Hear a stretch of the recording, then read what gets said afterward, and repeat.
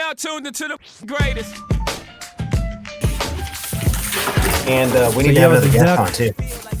The duck came out primo, my guy. It looked good. Did everybody else eat it mid-rare like you, or no? No, I had to cook it way up. Yeah, that's what I thought, bitch. Way up. That's what I thought, bitch. Yeah, dude. Like it came out. Yeah. Because 300 at an hour total, right? It just rendered it all out. You let it rest like 20 minutes, and then the last 10 minutes, hike it up to like 375. Yeah. Get the red color. Let it rest 20. Though? You know what, Casey? I will argue that I'm not gonna lie. I think Peking duck style, and I'm kind of biting my tongue as I say this, but you kind of I think you have to choose one or the other. You have to choose whether you want rosé pink skin or you want crispy motherfucking skin. And it's funny because I do agree. Like, I don't like eating irony duck. Like, the breast gets really irony. You know, when you overcook it, it gets mealy and dry. And it's no bueno. But I'm going to be honest. I have tried so many different ways to try and make the Peking duck rosé, and it doesn't really work out. It doesn't work out, man. I guess is the skin component after a while, right? Because after fully rendered, you're like, do I cook it the extra fucking 30 minutes or crisp the hell up? But then you're overcooking it. Yeah. But then I guess I don't know. I like it just the way it is, just rosé. Yeah. Yeah. Cool. You know what? But I have to agree, man. I prefer eating duck mid rare, like rosé. You know what I'm saying? All the way, for sure. But then when it comes to Peking duck, it's kind of weird because I do agree that the breast is overcooked, and like anywhere you go, they cook the whole thing. They cook it well done, bro. Always. And the thing is, it's funny because I had I went to 99 Ranch. They do a really good Peking duck over here in the Bay Area, and they have it. They call it extra crispy barbecue duck. So they take it a step further. They roast it all the way, then they fry it in the fryer. You know what I'm saying? They drop. Oh damn, that's extra.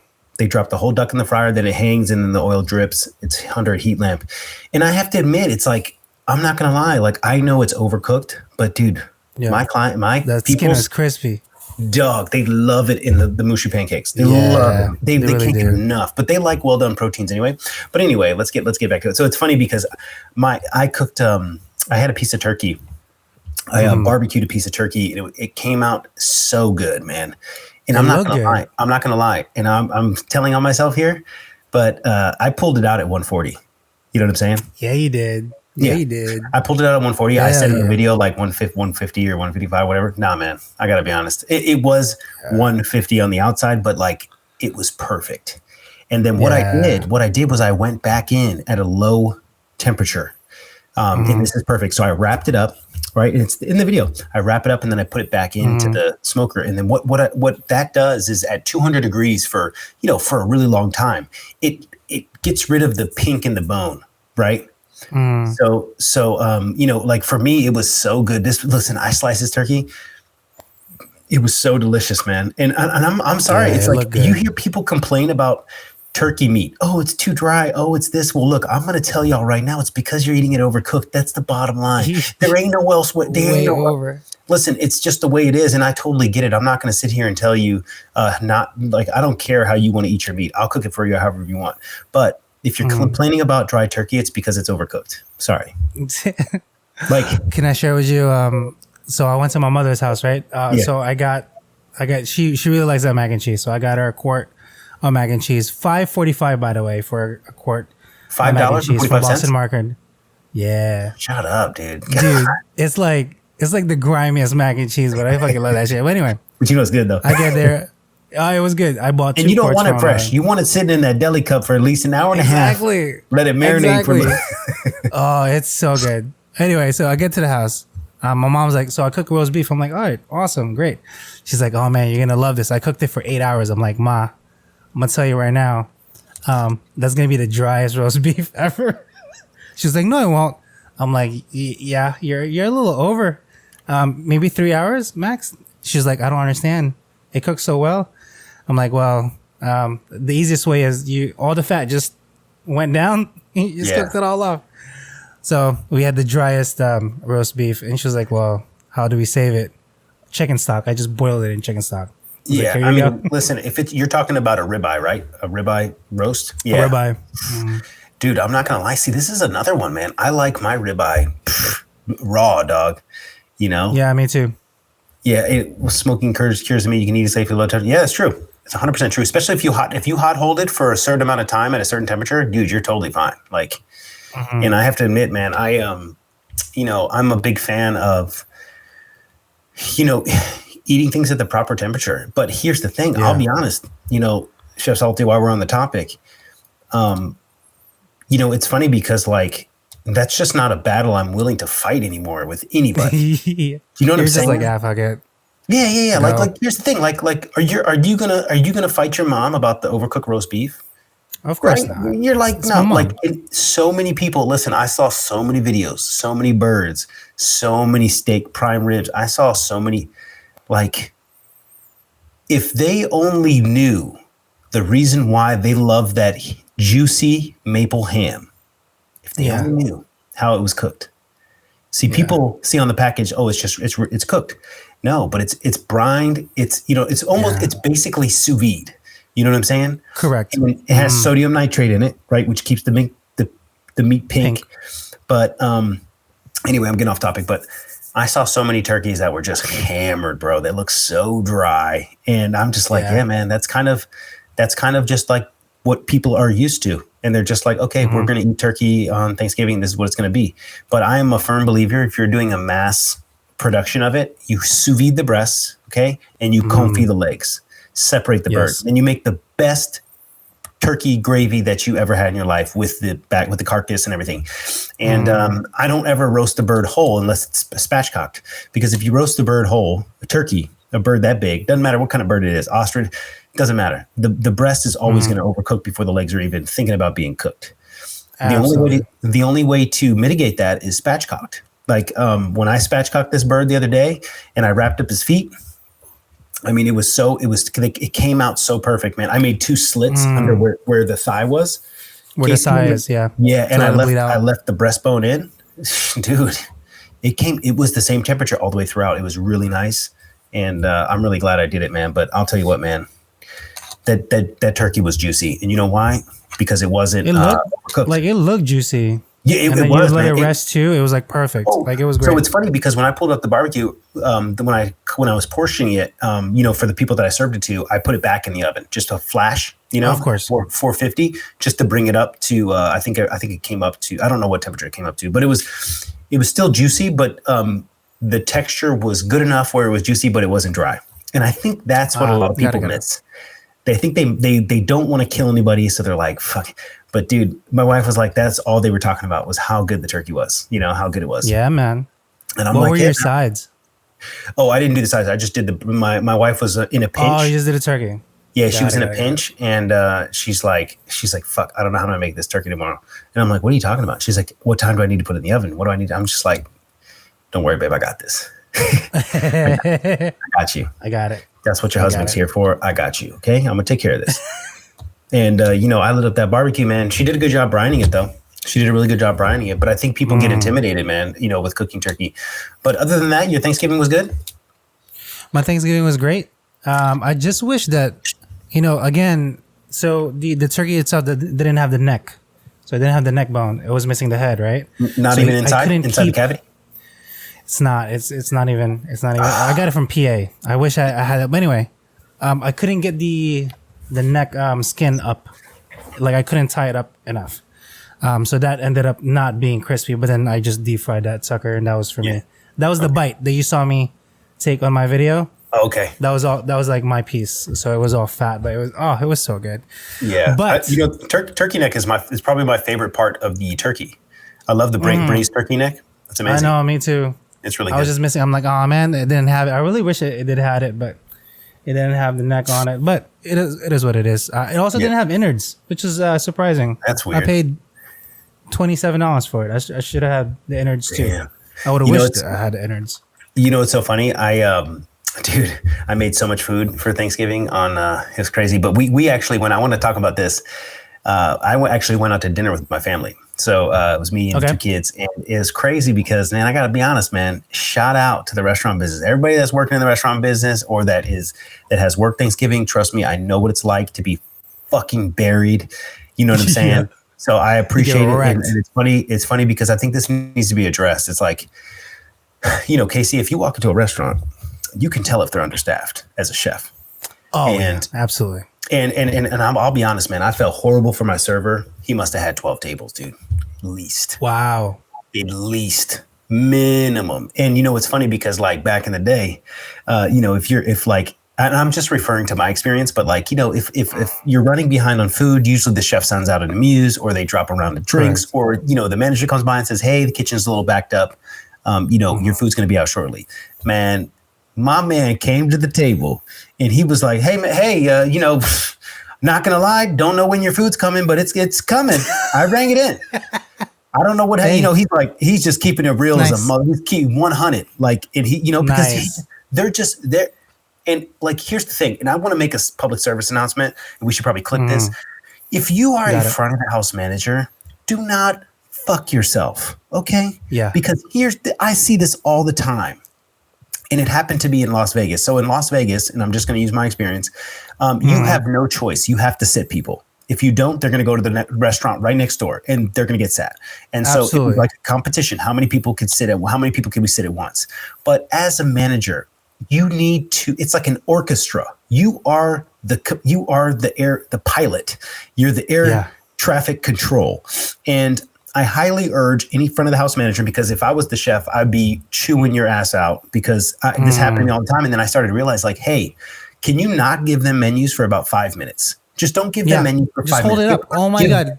Yes. Give them a drink menu. Yes. Give them a drink menu. Okay, give them regular menus. Like, you know, stage out the fucking menus, right? And then here's the thing. Give me the appetizers first. Like, stop fucking around. Like, here's the thing. If you want to bring in the apps first, that's great. But let me know which one, like which are the entrees. You know what I'm saying? Because a lot of servers, what they would do is they would bring in like order fires. They would bring in the apps first, and then they would bring the entree in after. The entrees order fire entree. And Doug, if you're talking about a chicken, you know, we cooked our chicken to order, so it was 25 minutes, whether you liked it or not. Yeah. And it's crazy because I was like, yo, we need to fix this. You get the apps and the entrees at the same time. You're going to bring it in one ticket, but it's okay. Like if you know the kitchen's going to be down, send them a couple apps. Like, but anyway, so it's funny because the tickets would just start ringing in, dude, in Vegas. And like, I'm talking, I would get 15 tickets at once, right? A server would go to one table, take the full order, then go to the next table, take the full order, go to the next table, take the full order, and then go to the computer, plug them all in. Sit at the fucking micro machine and fucking hammer away, right? And so it's funny because as a chef, I would immediately not want to, you know, I would get tanked first, and then I started getting smart, and I was like, hey, here, table 53, you need to go talk to them right now because they're not getting apps for 20 minutes. And then I would tell Garmager, I was like, hey, do not even look at that ticket. Don't even look at it. You work on these 3 tickets first. But anyway, after we got into a flow, it didn't matter how many tables sat in the restaurant. Correct. You were just churning out. Yeah, exactly. And it's funny because when the chef and the manager are really in tune, where the restaurant I went to, they weren't, right? The kitchen was just getting fucking blasted, bro. And I got to admit, they weren't set up for Thanksgiving properly. You know what I'm saying? They were like when we got the Thanksgiving dinner out, it was like, you know, they had the mashed potatoes on the side. They had the green beans on the side. Listen, Casey, I got to be honest. Underliner, napkin, and then the side dish. Hey, oh wow, fuck that, bitch! You're getting the whole plate with everything on it. It's American Thanksgiving. Yeah. It's American Thanksgiving. People need to stop it. Like, stop the fancy shit. People don't want that when you go for Thanksgiving. So you're making the food runner carry a side platter, right? Yeah, dude. I'm telling you, it's a waste of time. We did a study. So basically, we did this. What do people look forward for Thanksgiving? It's supposed to be a feast, right? But here's the thing. You have an excuse now with COVID, sharing, blah, blah, blah. Like, you have to pick and choose your battles. Depending on, obviously, if you're in a super fine dining restaurant, if you're going to make a turkey plate, yes, I get it, make it nice. But I felt really bad for this server. You know, we ended up having a good experience. Thankfully, my wife and I are in the restaurant business, we were in the restaurant business. And the thing is we know, like, when you have kids, sorry, I'm getting off topic, but when you have kids, your time is limited, bro. You have less than 30 minutes to get some food in these kids, or else they're before they start screaming. Yeah, I mean, dude, as soon as my 3-year-old sat down, he'd lift up that share plate and started banging it. Bro, he ain't wow. Boom, boom, and I'm like, give me food. Yeah, it's funny.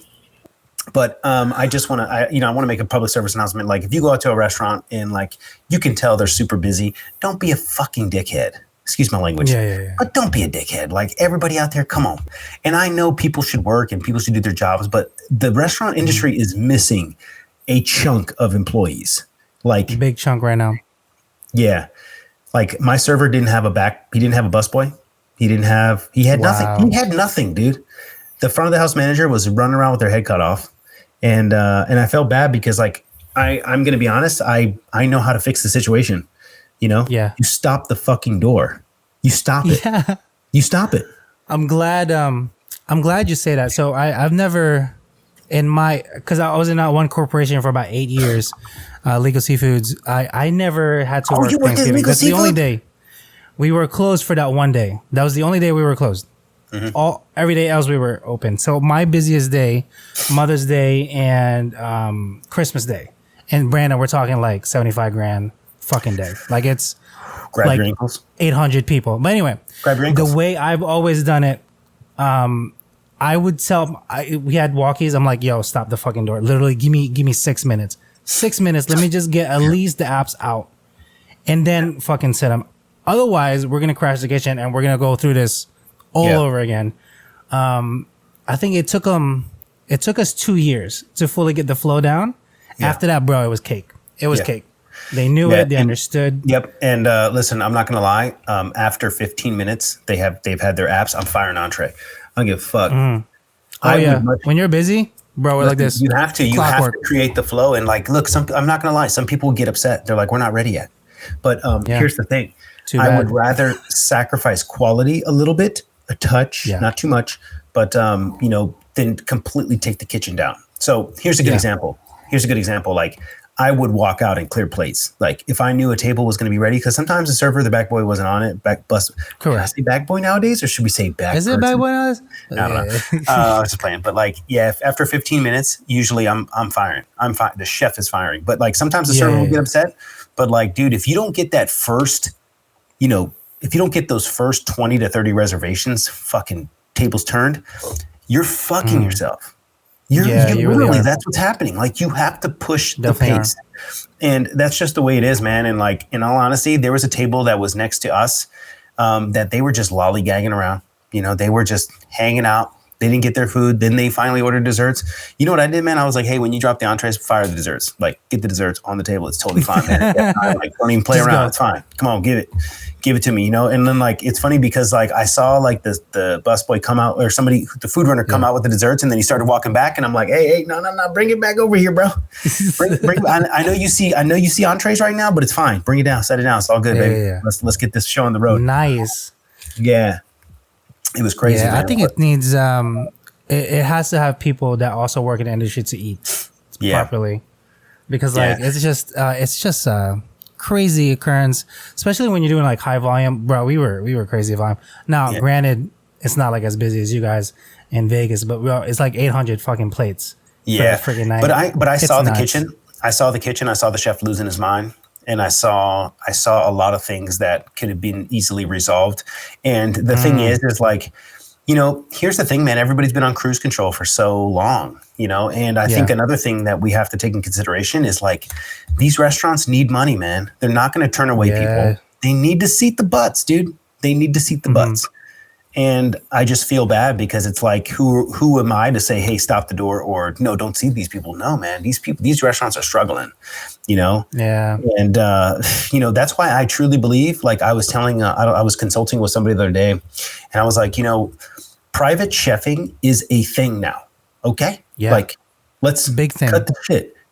Dude, I have so many people reach out to me for a private chefing, like not like full time. Like, hey, can you come cook a dinner at my house? Can you come?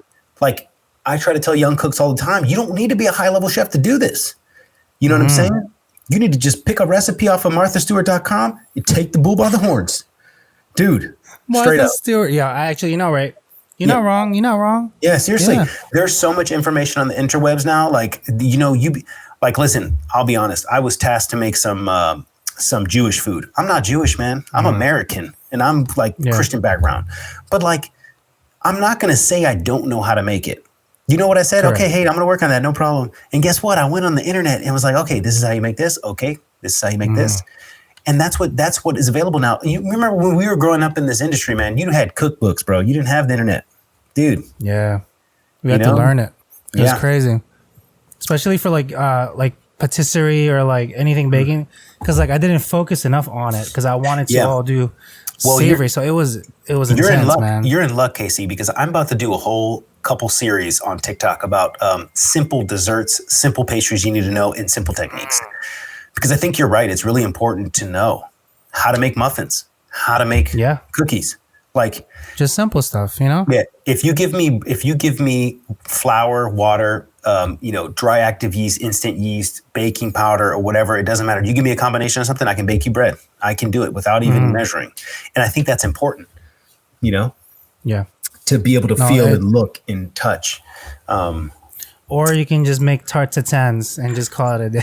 Dude, I love tarte tatins, but you know what? I'm not gonna lie, man. I cheat. I like to use. I like puff pastry on tarte tatins. Yeah, puff. Yep. I really do. Like, I know, like, dude, I'm not gonna lie. Like, I know my French chef is gonna freak out, but I think I would much rather spend more time. This is my thing. This is my perception. Tarte tatin, it's something beautiful. It's something simple. It's something rustic, but it's absolutely amazing if you nail it. And I think I would much rather spend more time cutting the apples really nice and making sure the caramel was, and then just slapping a piece of puff pastry on there. Because I'll be honest, ain't nothing better than when you invert that, when you bake off and the puff rises, but then when you invert it and then it kind of sits and flattens, and you have these beautiful thin layers of puff pastry that are just smushed. It's amazing. It's delicious. I know. It is. It's really good. Yeah. We're doing it in 2 weeks. We're doing tarte tatins at the restaurant. I managed to tell him, I was like, hey, I think we can do it. It's not that busy. We can rock this out. Like, even though our cold side won't be able to do it, I was like, there's 2 of us on the stove, literally. Yeah. We'll throw it in and we'll do it. Not a biggie. Are you doing big pans, or are you doing mini individual portions? No, so we have the 7-inch ramekins that we're going to bake them off in. Little mini ones. Oh, okay. Individuals. Yeah. So like we'll set like, I don't know, we'll do like 20 a night.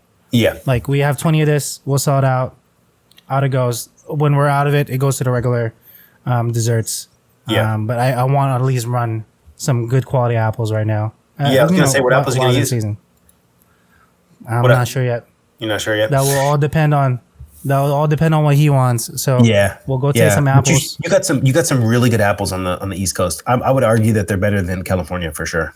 Apples in Michigan and Chicago area, they're just way better, man. Like, especially even on the East Coast, man, apples are just better, man. But what I was gonna say is you don't have mini Staub cast irons. That works out the best. You get the best caramel out of that. Yeah, I wish we had. Like the not the 4 inchers, but the one bigger than that. I think it's a 6. It's like the 5 or 6, right? 5.5. Yeah, the 5 or 6. I wish we had those. That way you can just literally all portion them out, just slap it in the oven. Yeah, it'll come out like 15. You know what? I'll be honest. When I'm making a large amount, I'm not gonna lie. I pre-make the caramel because it's just so. I won't have. Okay. I won't have time. Are you kidding me? Mm-mm. Yeah. Pre-make the caramel. Make sure it's stabilized and.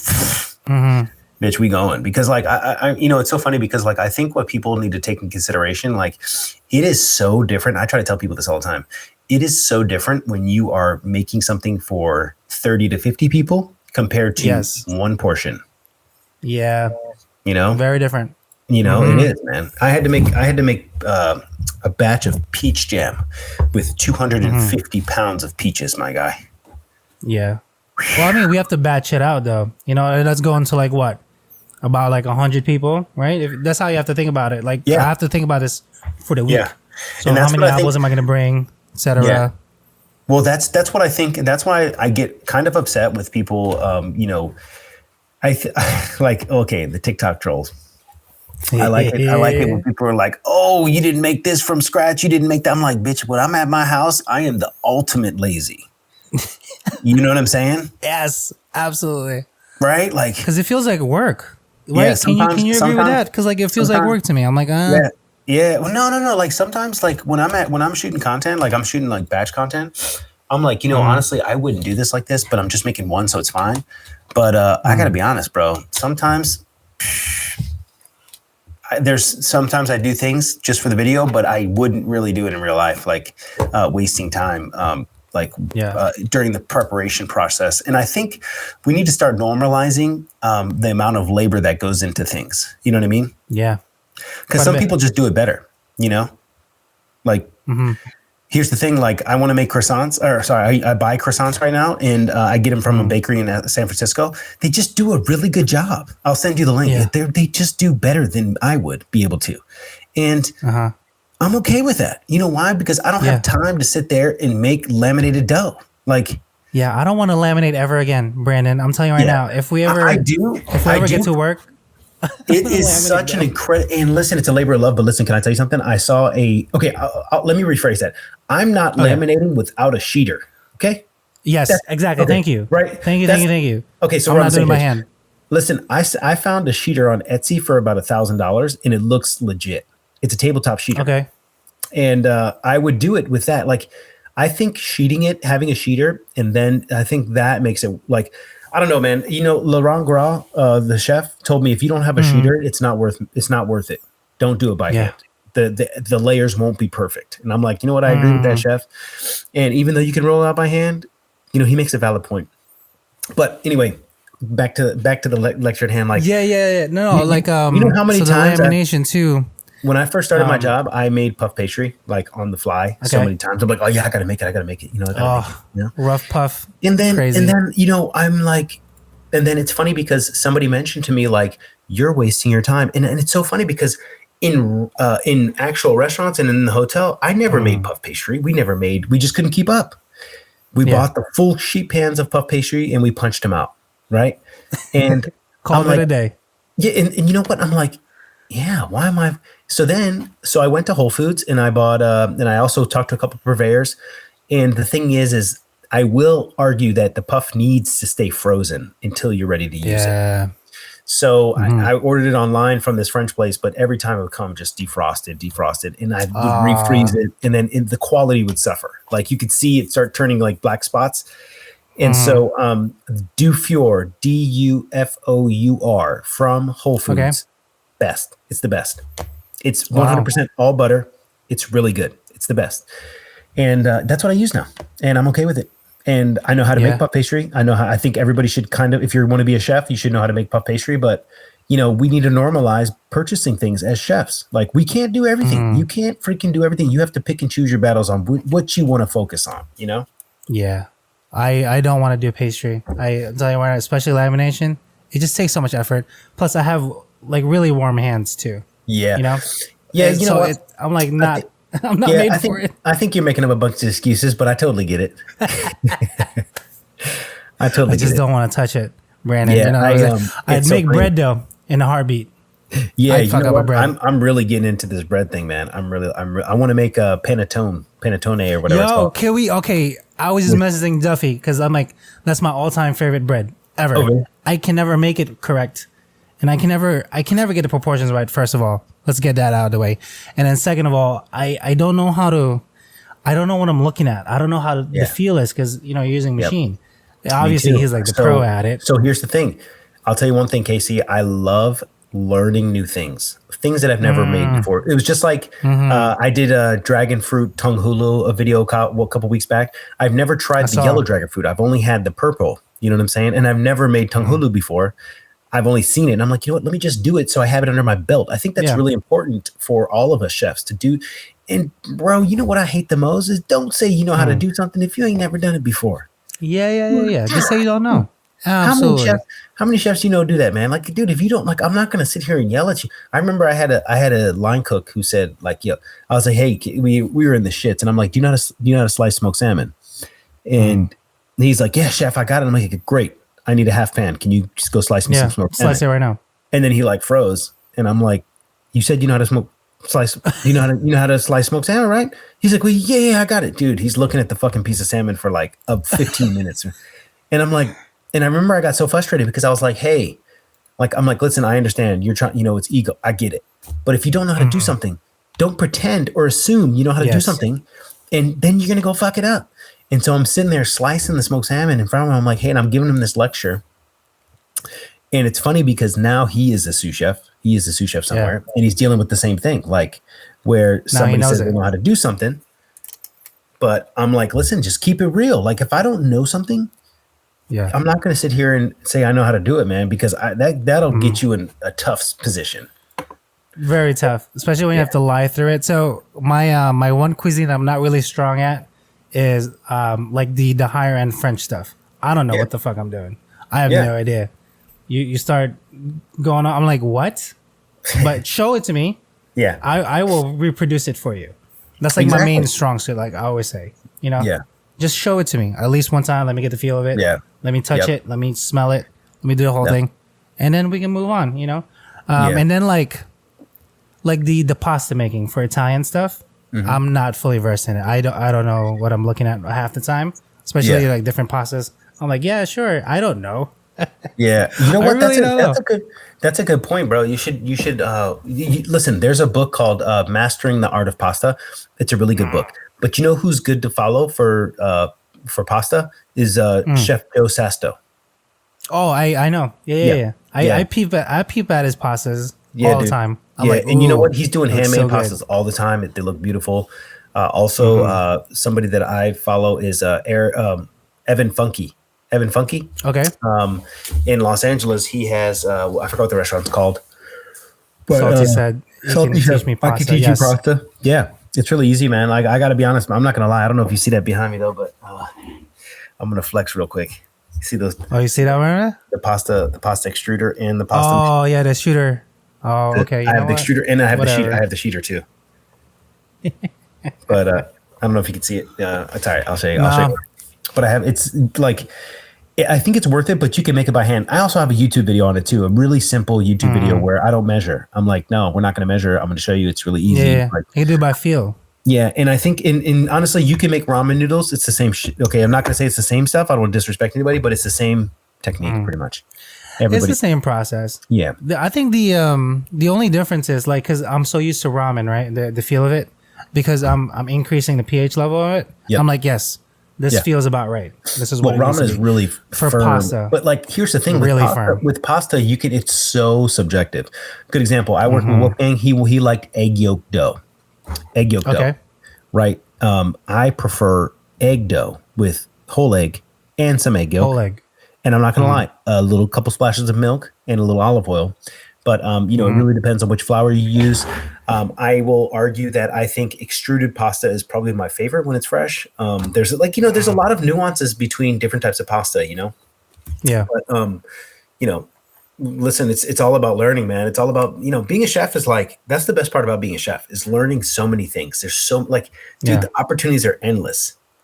You can never learn enough too. It's like there's so much. I swear to God, like I always want to go back to like creating fine dining technique. You know what I'm saying? Like creating fine dining. Like you see some of my videos, they're pretty but I'll be honest, no, 2% of TikTok is interested in that.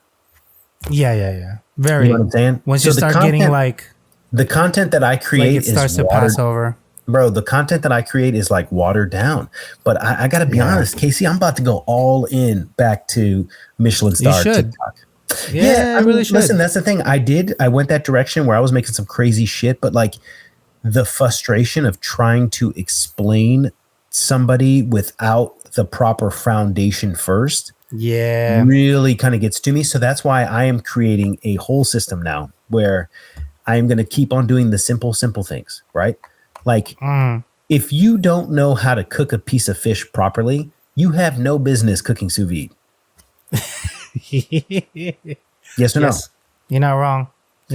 Right? Like, listen, I'm going to be honest. Like, if I'm doing like super high-end techniques and I have a 16-year-old cook that wants to learn how to do that, I wouldn't show them that in the restaurant. I'd be like, okay, first off, son. Okay. First off, Sirah fish. Let's go. Like, I need you to tell me the difference between these two items, right? Like, I'm going to get you a basket of vegetables, and I want you to tell me which one is cilantro, which one's parsley, which one's scallions. Okay, like this is a Basics. problem that I ran into with the super high end cuisine. You know, people wanted recipes, but like I know through the freaking screen that it's basic technique that they need to know first. You need to have a foundation, man. Yeah. So many people have fucked up modernist cuisine because they don't know the foundation of what something's supposed to taste like before they just jump right into fucking around with agar, you know? Or like overage on xanthan, and they're like, Yeah. "Why is it so gummy?" You're like, "Well, because Yeah. you got to measure it. Like, you know, Yeah, dude. there's a science to it." If you are using more than, if you're using more than 2% of the weight of whatever you're doing with xanthan gum, bro, you're Oh, fuck it up, man. done. And Yeah. here's the thing, Casey, you need to get a high quality xanthan gum. You need to have a xanthan that doesn't have any filler and that is a good quality, because depending on which company you get it from, it could be more thicker or less thicker. It could take, a higher hydration to thicken or to activate. That's why when I was at Alinea, and still to this day, it's a better idea to hydrate the hydrocolloid first, meaning a slurry. So just like you would with cornstarch, you do the same thing with xanthan, then you add it to the liquid. And but I'll be honest, man. Like I am gonna die on this hill. I think you need to know foundational cuisine before you get into crazy shit. Because if not, you're wasting your time. I'm telling you, putting the cart before the horse. Can I share with you? I've always laughed at someone. You know, when they do the smoke technique, when they have the little smoker and they do a table side, and they're like, "Oh, we're gonna perfume this." I'm like, bro, do you even realize what you're about to do right now? Yeah. Like, do you know how long you need to take? You can't just nonchalant just add smoke to this and then serve it to somebody. Like, have you tried it? Have you smelled it yourself first? Yeah. Have you tried it with the dish without it? Like, there's so many questions, and I think people need to. I think like that first before they're kind of trying to do any of this stuff. So I've always cringed when somebody did when you the did smoke, the close off, and you're like, hey, you know what, Casey? I agree with you 100%. And you know what I hate more than anything? Fucking wood chips. oh my God, yes. Dude, I'm not gonna lie. When you really barbecue something, when you really like slow, really nice barbecue something, wood chips are like the worst thing you can do. Like I like, and here's the thing, I'm a sucker for it because I didn't know what barbecue was when I was a chef, like being a chef, and I used to just soak the wood chips in water, which is by far the worst thing you can freaking do, right? Because when the wood chips are super wet, they give off that acrid smoke. Yeah. And the wood chips, when they're super dry, like when the wood chips when they start burning, it burns like it gives you white smoke. It doesn't give you good smoke. And that's the problem. It's too powerful. So I'm sorry, but the smoking gun is throw that bitch in the trash to me. Yeah. And here's the thing. I'm shooting myself in the foot because I used to use it all the time when it first came out. Dude, when it first came out, I used to light it up like it was a bong, dude. Like check this out. We would smoke everything. We would smoke the pork tenderloin. We smoked, but like I got to be honest, it wasn't the proper smoke that you want. Do you know what I'm saying? So anybody that's out there, okay, chef, what's the solution? Great. Take a split quarter piece of wood, quarter small piece of wood, light it on fire. Okay, let the bitch burn for about 10 minutes until you see it's black and it's lit. You take that piece and you put it wherever your smoking contraption is. Okay, but don't put it out. You need proper airflow so it can stay lit. Now you will get a proper barbecue flavor off of this piece of wood. So let me give you an example. I had to smoke salmon the other day, and instead of using the wood chips, I took a little baby piece of wood. Okay, and you need to have a lot of space. You can't take that baby piece of wood and put it under like a 400 pan. Yeah. I just saw a video, actually. It's so funny, with the tabletop smoker, and I forgot who the creator was, but it was a little mini smoker. Bitch, get that shit out of here, bro. Yeah, no, you're not gonna do anything. You're better off taking a Weber grill, and just putting that one chunk in there. Like I said, light the chunk, let it burn, like completely on fire. Let it burn until then once it's lit, but it's all black, dude, that is the smoke that you want. Now, some heat will come off of that, but it's much better. You get a much better, much cleaner smoke flavor. So now I'm not hating on anybody that does the, you know what I'm talking about. I don't want anybody to be like, oh, blah, blah, blah. Listen, barbecue to me is like, it's deep down in my soul. So it's ingrained in you. Myself learning as I feel well. you. Like, you saw the rib video that I posted today? I did. It looked good. And I was about to, cause I pulled it up. So, I mean, like where we have right now, I really dig the texture that you got. It's not pull off the bone. It still had bite. Yeah, you know why? Here. You know why? Let's talk right about here. this. Let's talk about this real quick. Hold on, let's watch the video and let's talk about it because I want to talk about it. Hold on. So let me pull it up. As you're kind of going through the motions here. Where's your name at? Right here. So again, when you were doing this, the pork. Ooh. I knew it. I was like, yo, Casey, let's talk about this. I want to talk about this. This is great. And I want to talk about, because, okay, I'm not going to lie. The color grading kind of throws it off, but there is a tiny smoke ring. But anyway. No, I could see it. Definitely see it. But it's better if I didn't have the grading is throwing it off a little bit. It makes it bright white because the ISO, but anyway, it's fine. So let's talk about this because I am a pork connoisseur. And I'll be honest, I like my spare ribs super tender because they're too chewy. But baby back or pork loin ribs, right, where they come off the pork loin, dog, I will eat a medium. And you can eat a medium because of the fucking fat content. Seriously, not gonna lie. So here's the thing: I think baby back ribs like that should not be fall off the bone. No, they need to have chew. They need to have chew. They need to have texture. But here's the thing: like you need to be able to bite out of it. Like I'm not gonna lie, I reheated those the next day. They were overcooked. Got it. They were perfect in the moment. I had them. Oh, they were so good. But I'm making a public service announcement. I'm telling you right now, you do not want your baby back ribs to fall off the bone because they're going to be super. That means to me as a chef, they are super dry. Yeah. And I think there's a high enough fat content that you can actually cook them medium to mid well, and they're delicious. They're absolutely delicious. Hold on. Like I knew it when you cut it. Like I could see it, but like I was waiting for you to pull it off your teeth to see the texture. And I'm like, oh, damn it. It looks so good. So kudos to you right there. Oh my God. I was just like, I got so jealous. I'm making a little chicken. What's it? Chicken sandals today. And this pulled up my face. I'm like, I don't even want to make this anymore. I want to make ribs. You know what? It's funny. Damn it. I'm going to cook some stuff on the Beacherton probably next week. I have that's funny because like, I think there's parts of the shoulder as well that I wanted to say that you can eat medium as well of parts of the pork shoulder.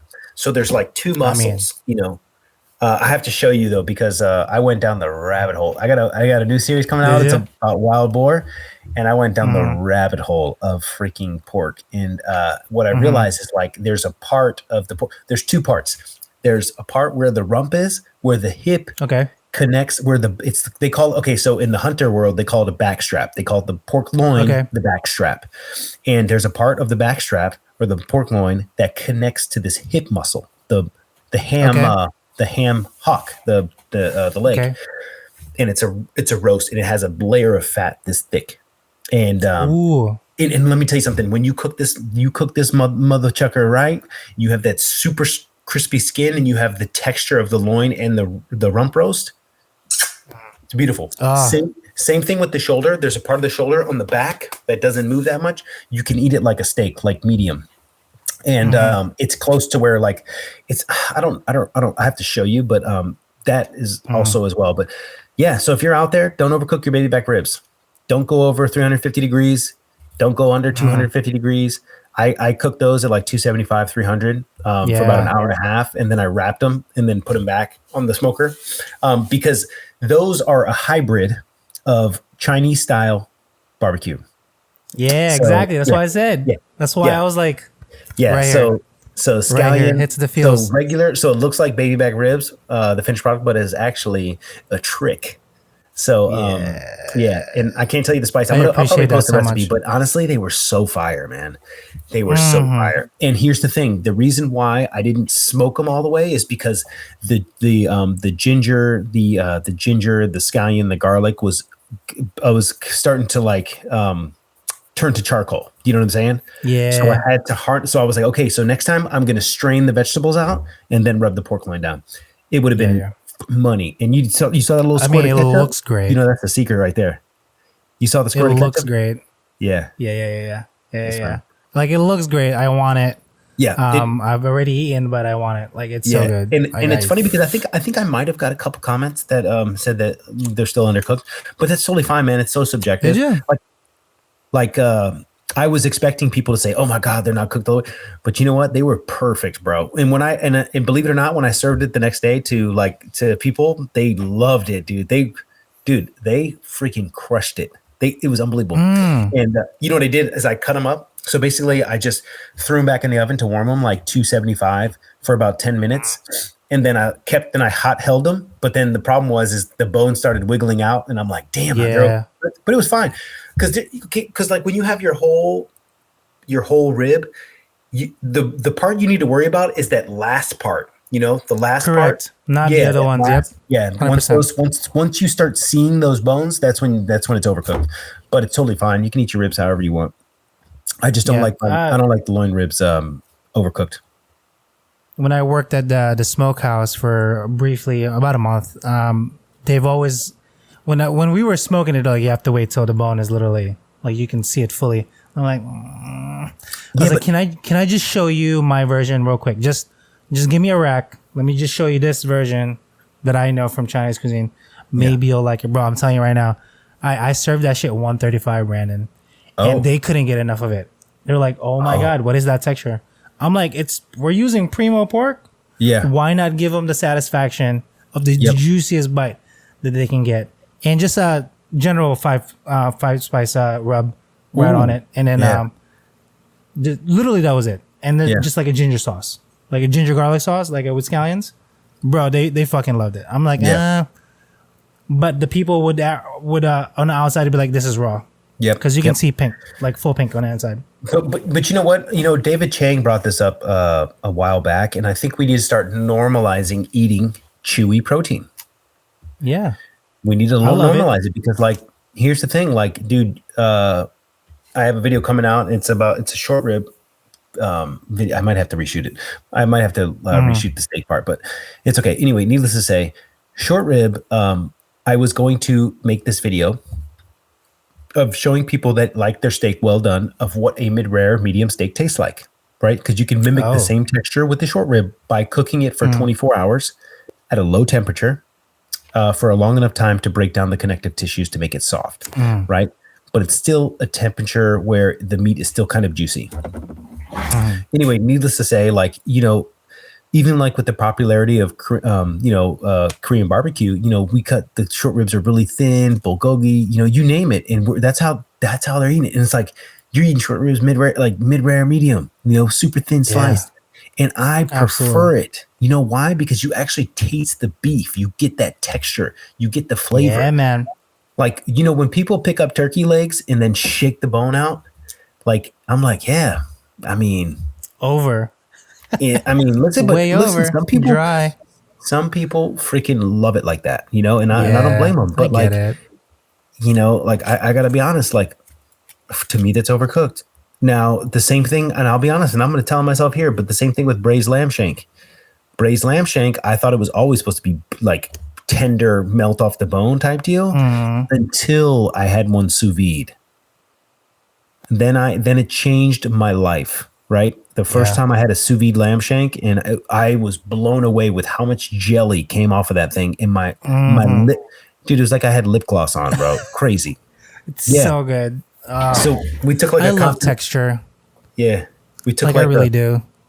Yeah, we took like a really concentrated demi-glace, and we put it in there with the roasted lamb shanks, rosemary, carrot, onion, whatever. Sous vide. It was like 185 for I forgot how long, but a long time. And I'm telling you right now, you pulled it out and then we just picked it up. We just kept glazing it, in the juice bag, in the bag, the juice from the bag. And it was so delicious, but the lamb wasn't overcooked. So you still had this lamb nuance. When you have a super raised, like whatever it is, beef or lamb, like you lose all of the flavor of the actual meat in the sauce when you know what I'm saying, when you do that. And it's kind of hard, like, because that's what we've done this whole time as chefs. So, well, regular chefs, I should say, it just depends where your cuisine is. I've always eaten a lot of things raw, always, even in the Philippines. And I was being real. That's just how I like my meat. I really do. Chicken, pork, essentially. Oh, I'm about to do a pork adobo dish, Filipino style. Or lu foran in Chinese cuisine. Same exact thing. Everybody has a different version of it.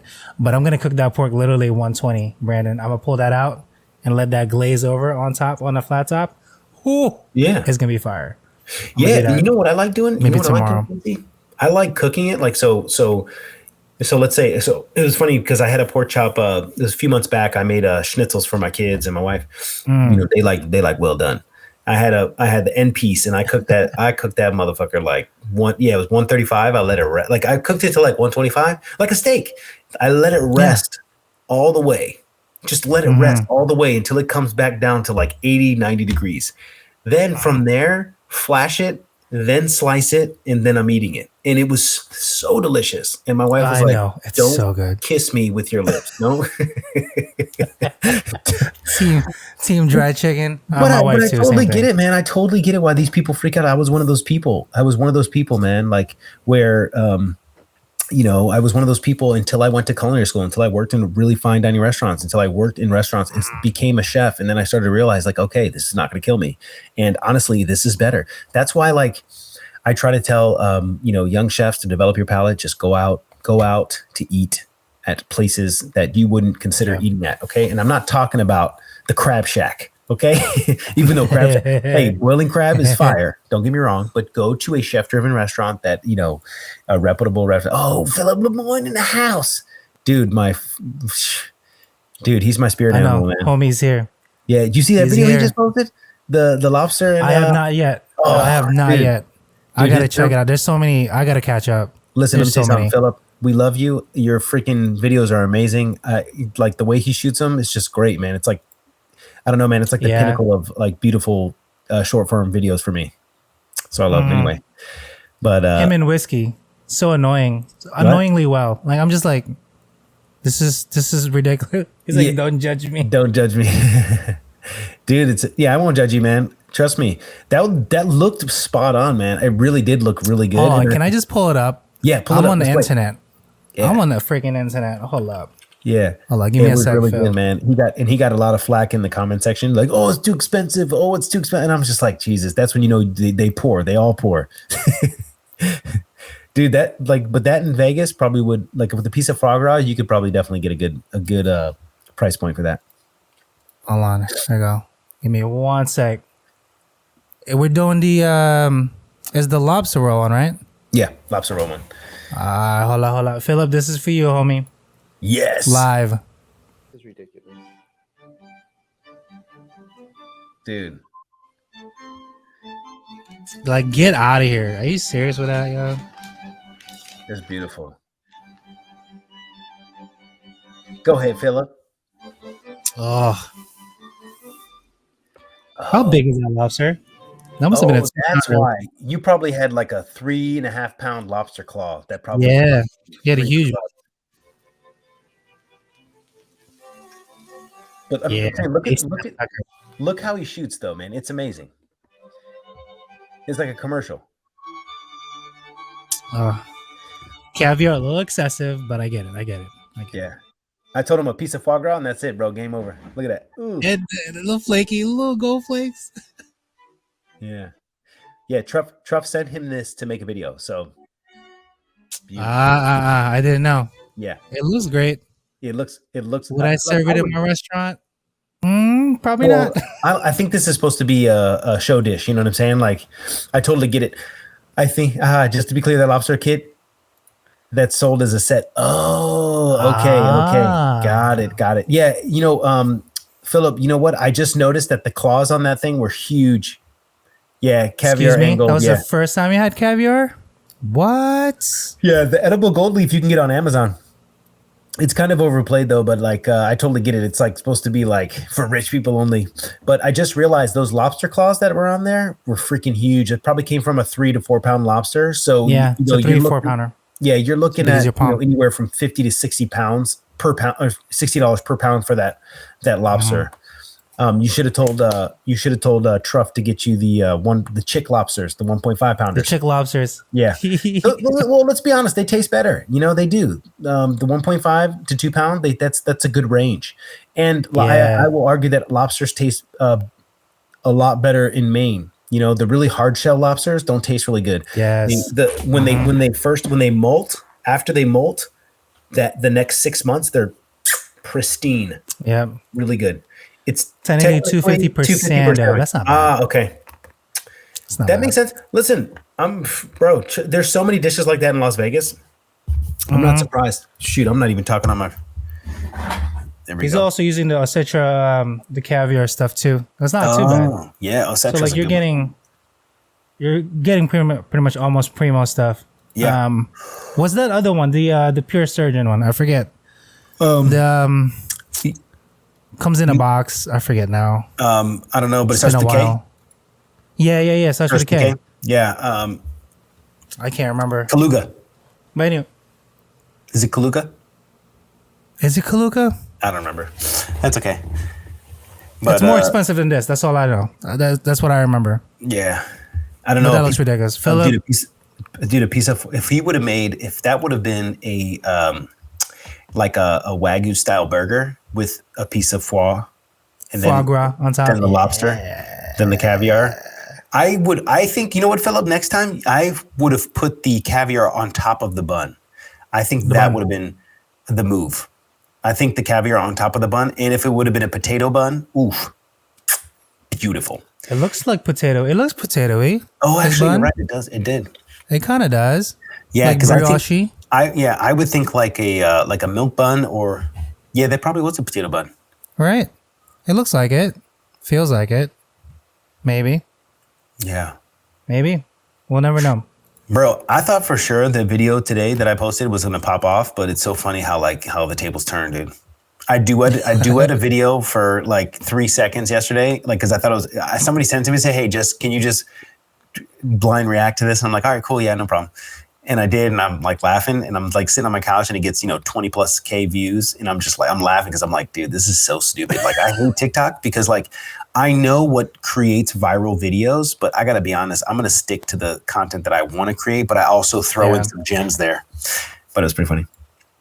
I still got more gold flakes, and I want to bling out an entire bun. Yeah, that's a good idea, dude. That's a good idea, man. You should. You know what I like? I like. I made this dish where I wrapped for New Year's. For New Year's at Hotel Bel Air, we wrapped. We had fingerling potatoes we scooped it out with the melon baller, and then put a lump of caviar in there, and we served it with sour cream and everything. But we wrapped the potato in gold leaf, so one piece of gold leaf on the whole potato. And I ordered 10 packets of gold for this. Yeah. Jeez. But I gotta be honest, it was so stupid because like halfway through service, and I'm like, you know what? This isn't really magical anymore. Like, what's magical? A warm potato with the cold caviar and the sour cream. But when you eat a cold potato, it's not good. It's not like, okay, it's good, but it's not magical. It's not like delicious. And I think that was really important. I'm like, yeah, forget the gold leaf. We'll put a little piece on top, and that was it. Did you guys make the sour cream? No, we didn't make it, but we used Bellwether sour cream, which is really Bellwether. good. Yeah, I think that's another thing, man. I just recently made sour cream, and I made creme fraiche. And I'll be honest, I made it with raw milk, organic raw milk. And cream. Yeah, I made it with cream, and I got to be honest, it was good, but it wasn't as good as the store bought. And yeah, I'm going to shoot myself in the foot here. I like the texture of sour cream better.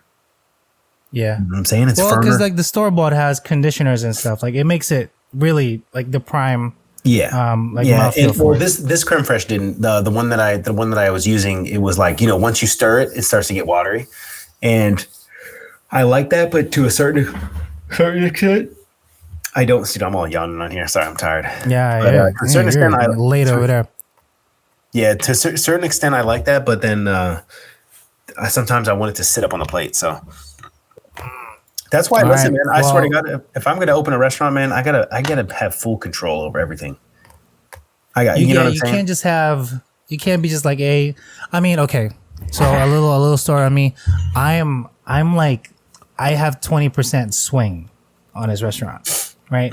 But still final on everything is absolutely the owner. He's literally the chef owner of it. So I can't do too much of what I would like to do. But then again, Yeah. he knows the clientele. I get it. Absolutely, whatever.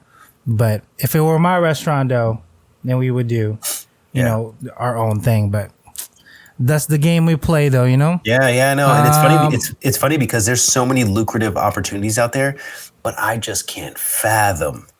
I just can't even wrap my head around even thinking about taking a deal without equity or a partnership or Yeah. full control He needs to be like over that. food. Full control. Like I don't want any type of manager telling me how to cook or what to cook.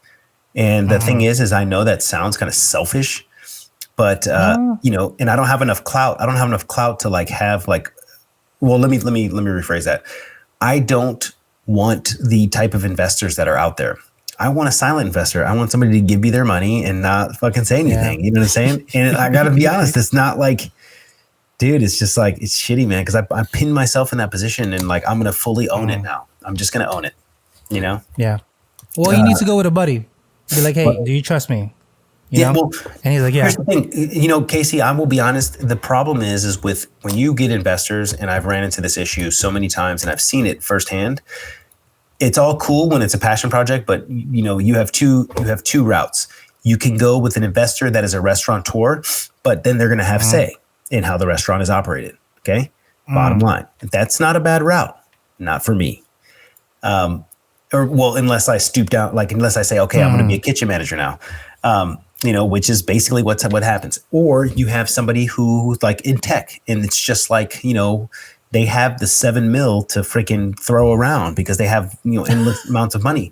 But Because here's they the have thing. capital. They want a return on investment within a year or two. And that's Yeah, it's not going to happen. an issue because restaurants are not profitable for the first at least year and a half, 2 years. Yeah. That's just how it works, man. And here's the thing. You're not making money in the restaurant unless you have multiple of them. Yeah. Really. That's fact. Very fact. ROI is essentially like 3 years ish. Yeah. Yeah. I mean, here's the thing. Like if it depends on what it is. If it's fast casual, then okay. Different ball game. If it's like to go food, it's different. But I've seen so many, I've built 2 restaurants, I've opened restaurants, I've talked to investors, I've done I just got, man, I don't want to talk about a sob story here, but I just got and I continue to be like, yeah, that's stupid. Yeah. It's just ridiculous. And it's, I'm a little jealous because my brother just got a new job. So he's done with the Kimpton. He was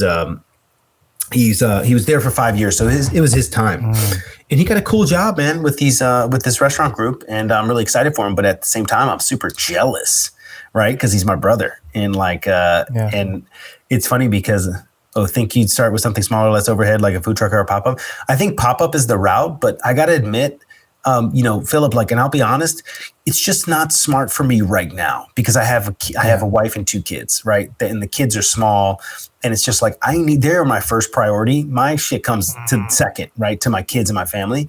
But here's the thing, for me, what I'm going to continue to do, and this could change all tomorrow, is just keep on grinding the way I'm grinding and hopefully see what comes to fruition. But I did a pop-up before. I did pop-ups in LA and it was so much fun. I loved it. It was amazing. But here's the thing. When you want to operate your own business, you need capital. Yeah. And here's the other thing. Wolfgang Puck told me himself, don't ever use your own money.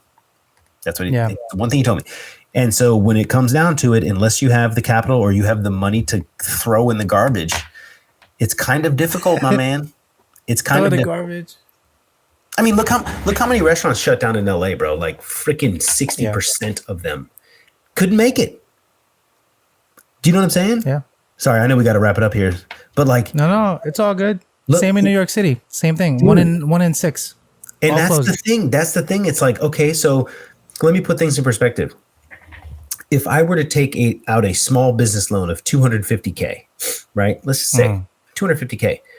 I have to get the lease. You have to sign a year lease, right? Let's say the rent is 10 grand. You have to hire staff. You have to have an HR person. You have to have an LLC.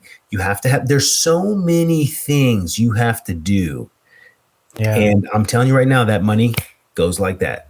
It really does. And there are so many hoops and hurdles where it's almost best if you hop into an existing restaurant and become the chef owner, or you have somebody that has really deep pockets that really doesn't really care about the operations of the restaurant, that just wants to give you the money. And so that way you can, you have a business plan and a deck, but like, it's not as easy as it looks. You know what I mean?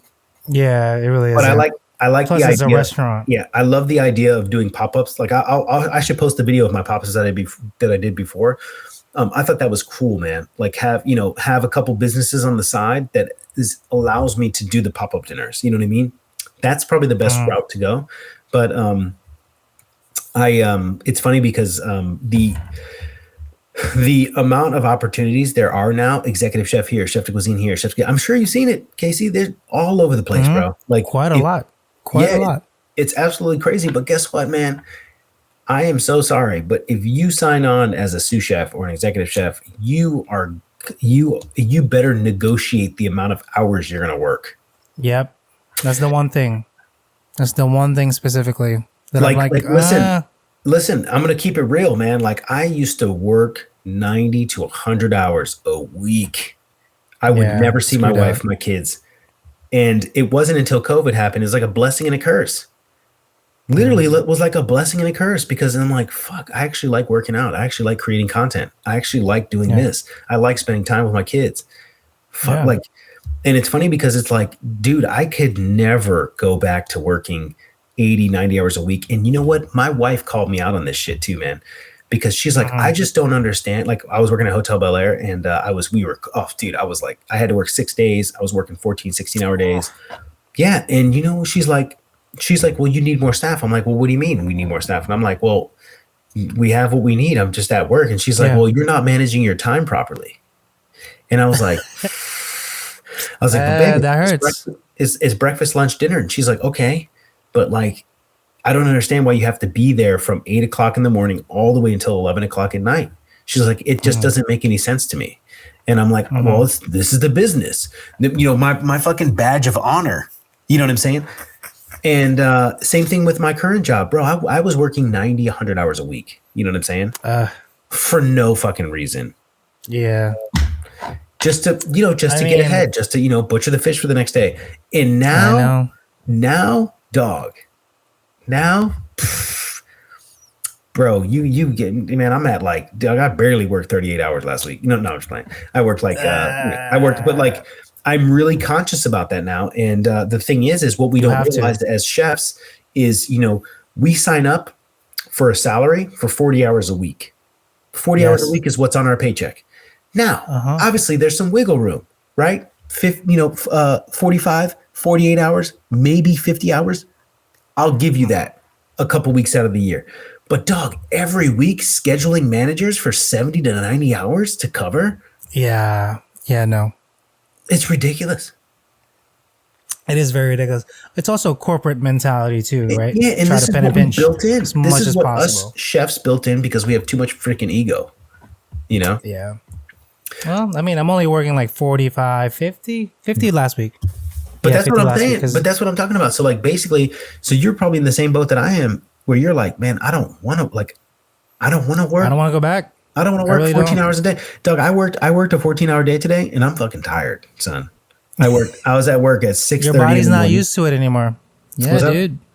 Yeah, I know. This is the only day that I have to do it out of the week because now I'm like, hey, why don't we, this is how we should arrange the schedule. This is what we should do just to make our lives a little easier. And, it works out for everybody. It's mutually beneficial.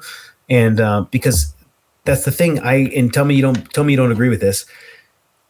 Breakfast and lunch is a shift. Lunch and dinner is a shift. Breakfast, Yes. lunch, and dinner is two different worlds. Correct. And Very. you know, as chefs, we've always just freaking bit the bullet, man. But I have to be honest, you need to have that cup of coffee with your wife before you go to work.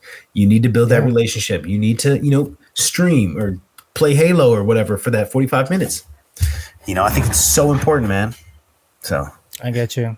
that's enough of me blabbing. As Sorry. we do end, it's a long-winded one, but like the whole purpose of it was just I kind of wanted to talk about sauces because I made your hoisin sauce, right? And I told you this. The pectin and the whatever I used wasn't cutting it for some reason. Yeah. And it turned out like it was okay. It tasted good, but I can guarantee you it didn't look like what you did, and it didn't taste like how yours was. So Yeah. I'll probably remake it when figs are in season, prunes are in season. And, well, We need more breaks too. Yes, absolutely. Yeah, we need more break. Yeah, I agree with that. Man. I didn't take a break today. Didn't even fucking do it. Just work all the way. I had to reconcile my credit card. I had to reconcile my my work credit card, and you know my mentality is like fucking go get this shit off my list because I'm off tomorrow. Yeah. So it's like if I didn't do it today, I'd have to do it tomorrow, and it's like I don't want to do this shit in the middle of the day when I'm at my house. But anyway, what I was gonna say, Casey, is you just have to use prunes. Prunes are the same thing as plums, so just they have dried prunes everywhere. But the soft ones, just get the soft ones, and that will help your situation out. And then also, did you use black beans, fermented black beans, soybeans? Yeah, I had fermented black beans. Yeah. So and I made it a tad more because I like the flavor. So I added a little more. I'd actually have to look at it, but it's a really easy fix. And honestly, you could just call it a plum sauce. But the hoisin, I forgot what my recipe was, but like the plums that I use are supercharged. Okay, they're tree ripened. They're tree ripened first, then they're sun dried, and way different than the store. They're night and day difference. Like these Stanley plums that I used, you put this motherfucker in your mouth, and you get the perfect sweet tart. Amazing. So whereas if you use those pitted prunes, it would be the sauce would be too sweet and very plum forward. Yeah. The Stanley plums that I use, bro, game changer. You should look it up. I'll send you the link. They're the perfect tart and sweetness, the perfect acidity, perfect sweetness. But you know, that's what you get when you live out in Cali. But that's okay. Well, at least you wouldn't think it mattered so much just on the amount of like, even if I added more, like maybe like an apple or something, it wasn't setting correctly. Yeah. It just felt like wrong. And I was like, this doesn't feel right. Like I'm cooking it properly, obviously. You use dates, right? You use dates? I use dates. Yeah, that's the problem because it's too sweet. So a date is like, if you were to look at the brick scale, a date is like crazy, but no flavor, no aroma. Yeah. But it's just straight sweet. It's like adding brown sugar. Sweet. Oh, you know what? I forgot to tell you. You should have used palm sugar or like rock sugar or something. You know what I'm saying? Oh, got it. I totally forgot. Because the original recipe had sugar in it. I was just trying to keep it low sugar when I was at Bel Air, and I used extra plums. But it's okay. We'll get to it. Yeah. But the duck still came out great. That's all. That's all that mattered. That's all I wanted to say. Yeah. At that point, you should have just got the bottle of hoisin and called it a day. Did you use did you make pancakes or steam buns? Yeah, I made the scallion pancakes, but I made dumpling style, so they're like puffy, so they're like little hamburger styles. You cut it inside, and then you kind of that way you can actually grip the duck and eat it with it, not just envelop it. Yeah, I'll be honest. I love the Peking duck with steam buns. Love it. Mm-hmm. And I like XL steam buns. I don't like the small baby ones. Yeah, the small baby ones. I know. Get it. It's like you gotta eat 17 of them. Yeah. Yeah. All right. That's all. Nothing too crazy. We'll go back for next week. But other than that, ladies and gentlemen, we gotta get some more. We gotta get some more guests on the show. That was fun. So much fun. Yeah. No, definitely. I believe we have Duffy soon, right? Yeah. Ish. I'll reach out to him again, and I'll also get everybody's busy. Look, a lot of content creator. Oh, we can hop off. Anyway, thanks for watching. We'll see y'all next week.